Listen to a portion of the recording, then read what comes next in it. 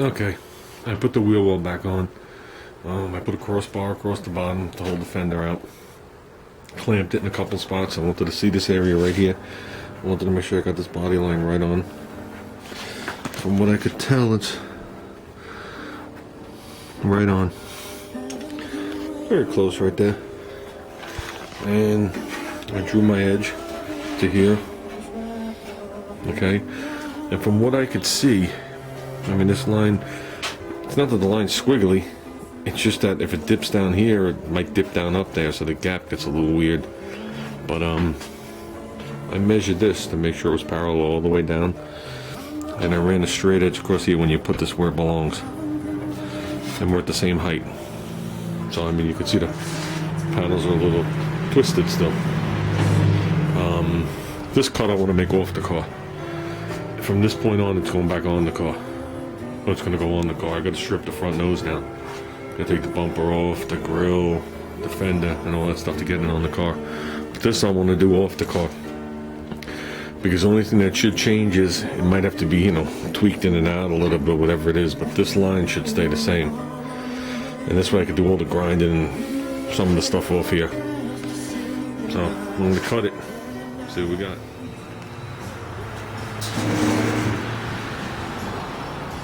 Okay, I'm going to finish off the last little bit with my snips.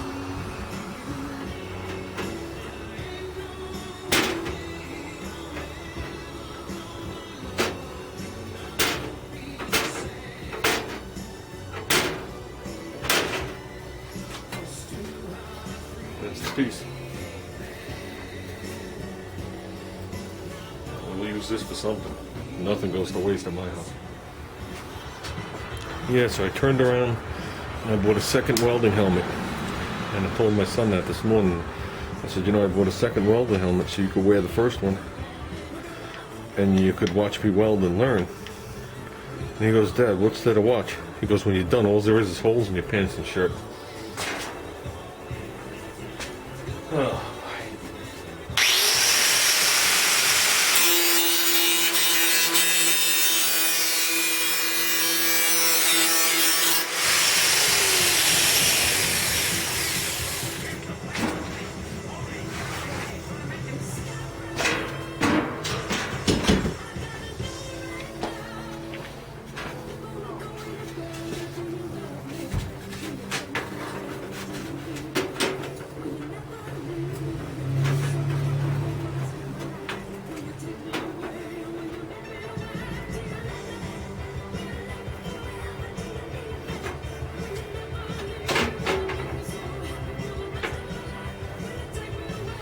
Okay, this is where it's going to start getting mounted to the car, guys.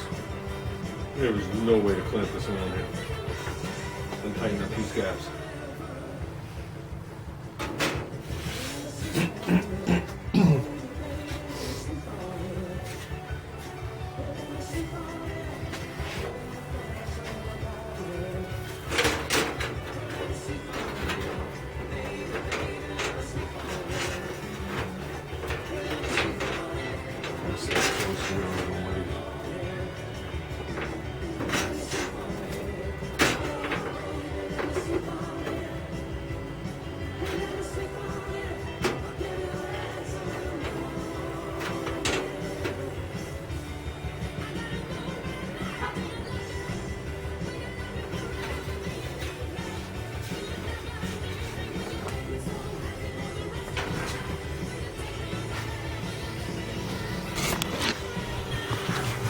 Like I said, the edges are off. They're gonna be off.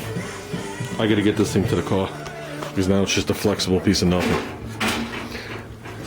So what I'm gonna do is I'm gonna wind up marking this line up higher, but I'm gonna come down here with my whizzer and take this paint off. So when I put it back on there, any little trimming I could do, I can mark with a marker or whatever it is, and I could see it again. Because now I can't see anything. So we'll get it. I just want to show you guys a before and after. Unless I just laid it in, I already scratched it. But I want to show you guys a rough before and after. That's what I'm dealing with now. Okay, when I put all this stuff in, I moved my center line 4 inches forward. Okay, I know some of you seen the videos of this, some of you haven't. There's a 42 International axle. I actually used the 42 International springs. I made all the mounting. Those shackles were shackles I bought and I modified. But basically what I did was, back here I plated the frame, a 1/4 inch plate. I used some of the original bolt holes from the strut rod that ran from the original front end.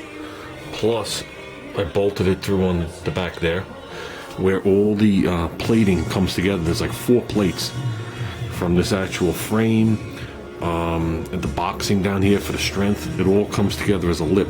So I bolted it there too. Then I welded it. So I went for every angle I can get on the strength back there. The front, all you see is the little tab hanging down. That little perch actually bolts on and off. I used 1/2 inch grade 8 bolts on that, but the plate that's under it, okay, has grade 8 nuts welded on the back side of it. And that plate is actually, there's 2 bolts. I can go around the side and show you, but why bother? But there's 2 plates on the same little ear sticking out on the frame, and then that's welded all around. Okay, those are the bolts I'm actually replacing. I got new ones for that one and the 2 back there. I left the original brakes the way I had it because I wanted it to look like I modified it. I could have just made up all new stuff, but I didn't bother. Put new brackets here. I wanted you to see the 4-inch length coming down with the hoses and all that stuff. These are a set of highly modified friction shocks that I made for the car, because I like friction shocks. And the original 42 axle had friction shocks. The brakes, which I know you guys are not going to be able to see, I'll just angle it back there, see if you can see them back there. I made all the bracketry for that, and I used General Motors calibers. The hats is what they call them, and the rotors are all Willwood, 11 3/4 inch. The hubs up front, 42 International. Okay, re-drilled to a Chevy bolt pattern. Okay. Well, actually, they're drilled twice. They have a Chevy bolt pattern, which is 4 3/4, and they have a 4 1/2, which is AMC Ford Chrysler, which is what I originally used.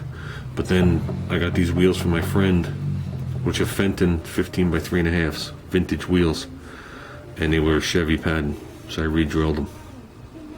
And these tires, look, still have the nub sticking up on them. That's amazing. I drove them the whole season.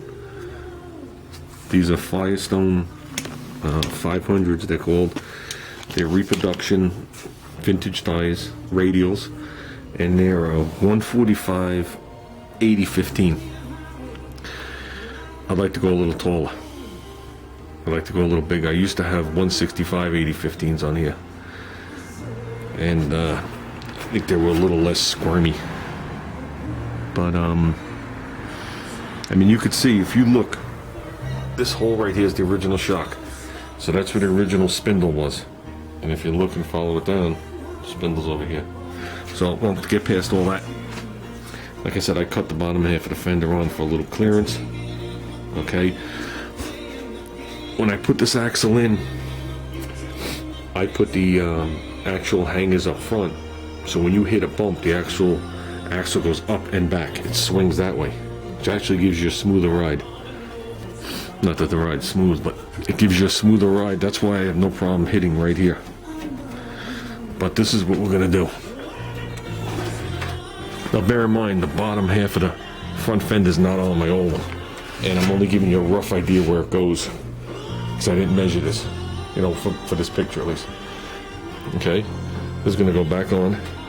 It's gonna move forward like 4 inches, so it's gonna be like in that area, with the bottom half of the fender still on, going under the bumper. So it'll put the, I can't hold this and do this without destroying everything. You still have my 4-inch lift on it, but it's going to put the tire back in the well. So that's how it'll go, instead of this look. So